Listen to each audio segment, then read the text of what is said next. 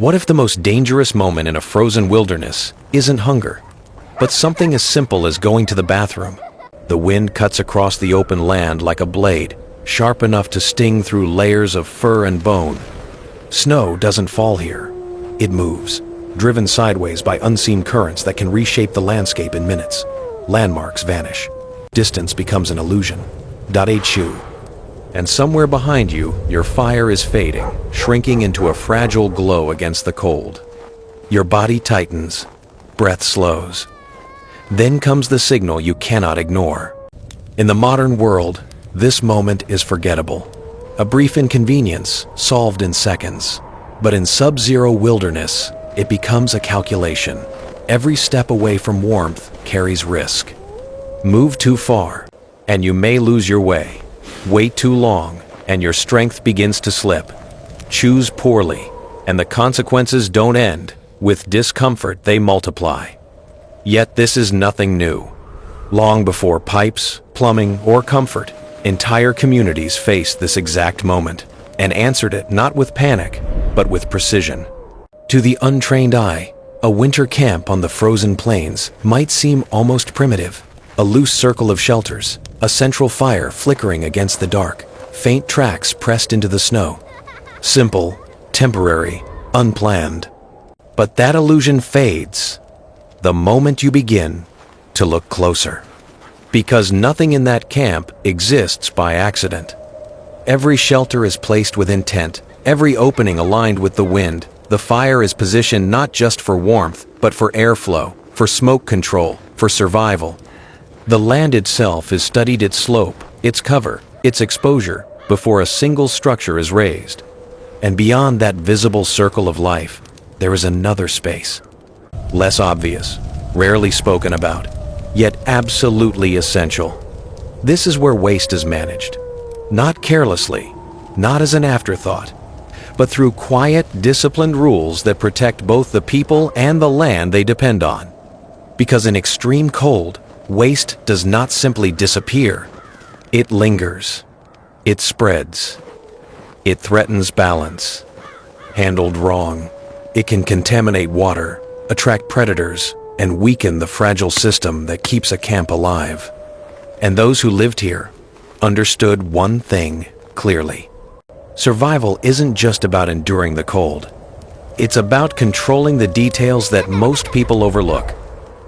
In freezing environments, many people assume the cold erases danger, that bacteria die, that risk fades beneath the ice. But that belief is only half true, and half-truths can be dangerous. Cold slows things down. It preserves. It locks substances in place rather than destroying them. Waste left in the wrong location doesn't disappear. It waits. And when temperatures rise, even slightly, what was once frozen can return as a hidden threat.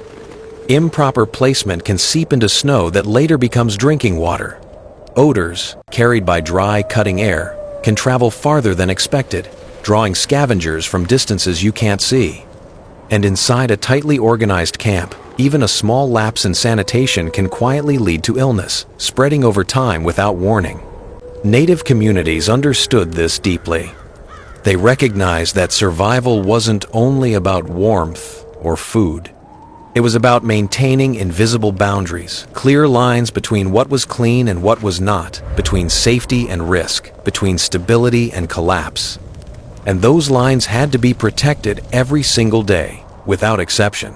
Before a single decision about sanitation was made, the land itself had to be understood.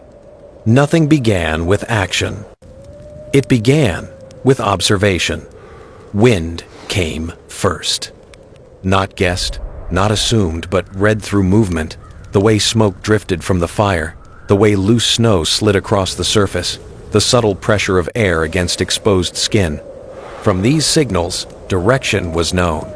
Camps were positioned so that wind carried heat, smoke, and scent away from the living space, and waste zones followed the same rule, always downwind, never upwind. Never placed where a shift in air could carry contamination back into camp. Then came elevation. A gentle slope was chosen with care. Not steep enough to erode or collapse, but angled just enough to ensure that when the thaw came, nothing would return. Meltwater would flow away, carrying risk with it. Distance was measured with equal precision, far enough to protect the camp, close enough to reach without exposure during extreme cold or sudden storms. This wasn't instinct. It was environmental literacy knowledge shaped over generations, refined through experience, and trusted without hesitation.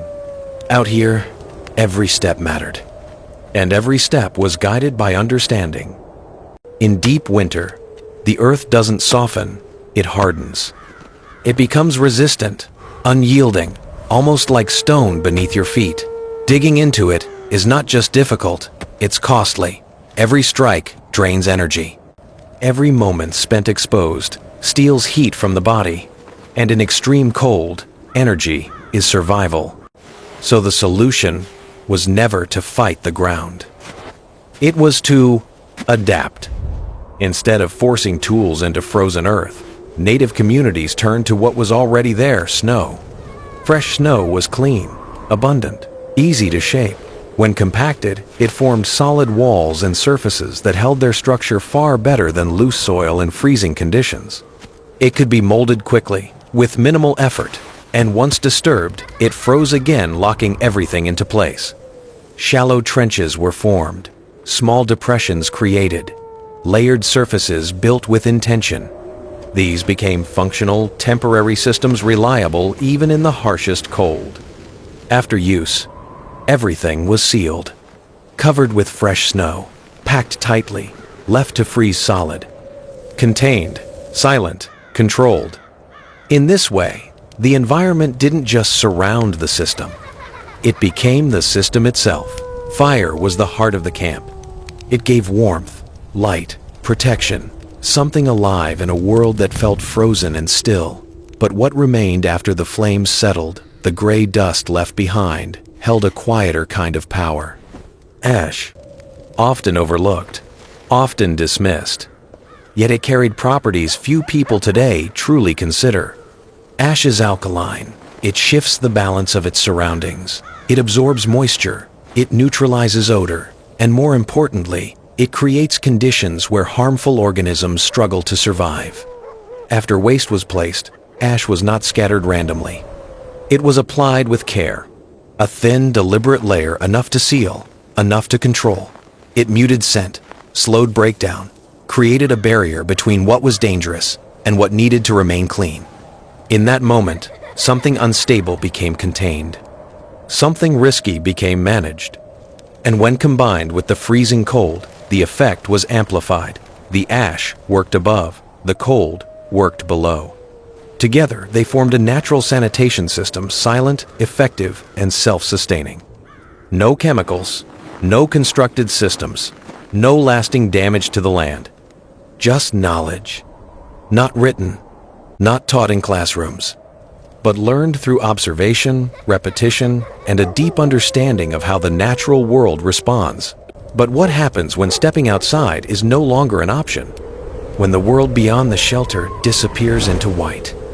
Blizzards can erase visibility in seconds. Wind doesn't just blow, it disorients, turning direction into confusion. At night, the cold sharpens further, dropping to levels where exposed skin can freeze in moments. In those conditions, even a short walk can become a fatal mistake. So the decision changes. Staying inside becomes the safer risk. And with that, another system takes its place. Temporary solutions, simple in form, precise in use. Containers shaped from bark, clay, or animal hide. Materials chosen not for comfort, but for function.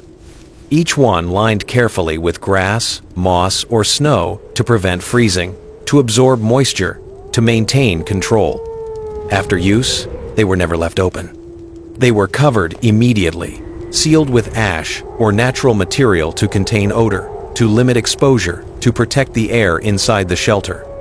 Nothing was casual, nothing delayed. And these containers were never meant to remain. The moment conditions allowed, they were carried out, emptied, cleaned, and reset. Because even in the harshest storms, discipline did not disappear. It became sharper, more necessary, Because survival was never about convenience. It was about control over the environment, over the body, and over every small decision that stood between safety and risk. In many modern settings, sanitation is something we never see. It disappears behind walls. It moves through pipes. It is carried away, processed somewhere else, handled by systems we rarely think about. Out of sight, out of mind. But in the winter wilderness, nothing is hidden. Every action leaves a mark. Every decision has consequence. There are no barriers, no distance between cause and effect. What you do becomes part of the environment almost instantly, and everyone lives within that result. That's why sanitation was never treated as a private task. It belonged to the entire camp. Younger members didn't learn by accident. They were shown where to go, how to cover waste, how to move carefully across the land without disrupting what kept them safe. Elders guided every adjustment, reading shifts in wind, changes in snow, subtle signs that required relocation or correction. Everyone understood the layout, the airflow, the limits of the land around them, because survival depended on shared awareness. This wasn't only about staying clean. It was about trust. The kind of trust where every person's actions protect the whole or put it at risk. And in a place where mistakes don't stay small, that trust meant everything. What makes these systems remarkable isn't just how well they worked, it's the way they were conceived. There was no attempt to dominate the land, no effort to impose permanence on a world that was constantly shifting. Instead, there was a different approach: adaptation. Snow wasn't seen as an obstacle, it was a resource, readily available, clean, and responsive. Ash wasn't waste, it was a tool, already present, already useful. Even the wind, often feared, wasn't resisted. It was studied, anticipated, and used to carry away what needed to be removed. Nothing existed in isolation. Every element had a role, and nothing was taken without thought. Nothing discarded without purpose. When camps moved, they didn't leave behind disruption. The land was restored as closely as possible, covered, smoothed, allowed to return to its natural rhythm. Because the goal was never to conquer the environment. It was to move within it without damage. This wasn't just survival. It was a form of coexistence, quiet, disciplined, and deeply understood. Modern survival culture often centers on gear, filters, tools, systems designed to replace what nature already provides. We carry solutions with us packaged, engineered, ready to deploy, and as long as they work, they create a sense of control. But what happens when they don't? When equipment fails, when supplies run out, when the environment refuses to cooperate? What remains isn't technology. It's knowledge. The ability to read the wind without instruments, to understand terrain without maps, to recognize how simple materials, snow, ash, earth, can be used with precision, to maintain hygiene without infrastructure. These aren't primitive skills. They're foundational ones. They exist beneath everything we've built, older than any tool, more reliable than any system that can break. And they come from something deeper than technique: awareness.